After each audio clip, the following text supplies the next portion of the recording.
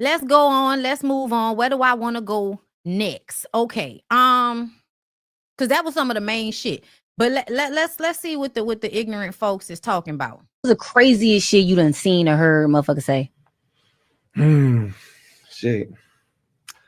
Craziest shit that I don't like. The most shit I don't like is when niggas try to say I'm like a deadbeat pops or something. Because I be with my young niggas every day, for real. I've raised them up. You can't be raising them up too well, referring to them as young niggas. I don't know. I feel like a lot of shit be misleading sometimes. Yeah. And, you know, other things too. You know, everybody say something, but I don't get too worked up for it. I don't be mad over the net. Okay. I really don't go on my shit. That's respect. I just do a performance and put my phone down and hang out with the gang, see what's happening. What's the craziest shit you done seen or heard motherfucker say? Shit. You know what I hate? I hate when pampered, bougie princes decide they want to be cool. And so they adopt a image of somebody who has had to get something out of the mud. But if you would look at him and his black daddy and his white mama and the years of money that they have had and the lifestyle they have had, you would know that what are you doing here, sir? Why are you even talking to us like this? He's absolutely giving Drake, I'm cosplaying a black man type of situation. Y'all know ain't nobody more pro-black than a light-skinned person. Okay? Want to be hood so bad. You got a Picasso in your house. Listen, what? He got a Picasso in his house? If you don't get the fuck out my face with this, referring to your babies as young niggas is crazy, especially when you have a white mom. I'm sorry, y'all. That is extremely crazy to me. Man, speak like you did in private school. Yes, black man. Yes. Why is he cosplaying as a hood? This weird behavior, like literally you come from a high value family. Why act like this? Man, what the fuck is high value? I need for you. See, people coming from people with money. That don't mean you've been taught anything. People with money like to leave their children to their own devices all the time. That's why it's so many Nepo babies that can't do shit. It's always the ones that actually raised with a dad that act like horrible dads. But y'all swear up and down having them niggas in the house gonna help or do something. Let me tell y'all something. I believe that as much as everybody want to act like LeVar Ball was a good daddy, I feel like he was a bad human being.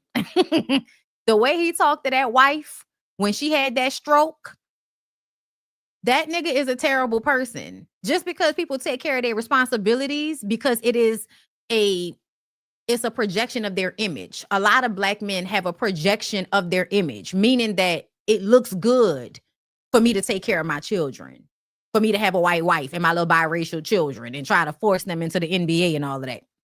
That look good.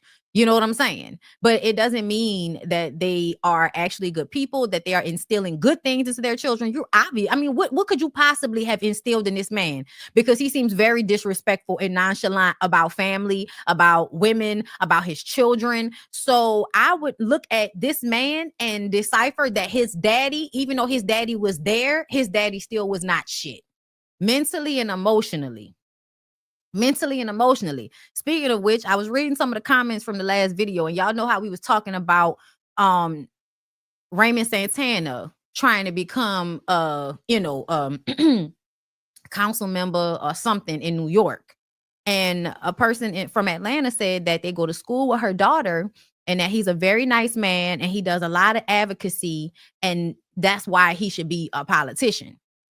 And I was just like, reality shows don't make up whether a person is good or not. I'm like, you could say what the fuck you want to, but reality shows will show you more about a person than the version of them you see walking around every day. I don't know why y'all think a reality show would not showcase who somebody really is in comparison to what they show you in passing. Of course, he's going to be involved in advocacy.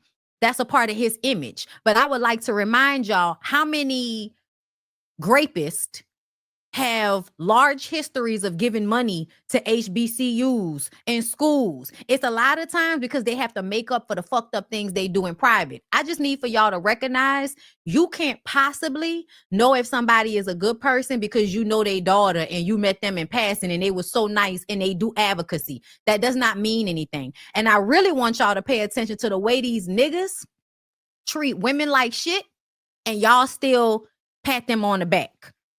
That's another weird thing. To me, that is so weird that y'all don't think how men treat their family and the people closest to them is an extension of how they really feel and what they really care about. I don't know how y'all don't wadaya that those things actually make more sense. They will treat a stranger very well. It's about how they treat the people in their house. So y'all can say what y'all want to, but the nigga treated Delicious terribly. And I know everybody like to think because Delicious looked the way she did and he, fuck all that. You married that lady, you moved into her house, you treated her bad, and then you escaped like a thief in the goddamn night. That does not make you a good person simply because knocking my water over. That does not make you a good person simply because a stranger that you meet has a good experience and you are involved in advocacy. Jim Brown, Daddy, Bill Cosby, Dr. Dre. Listen, please understand, people give back for tax write-offs and because it makes them look good.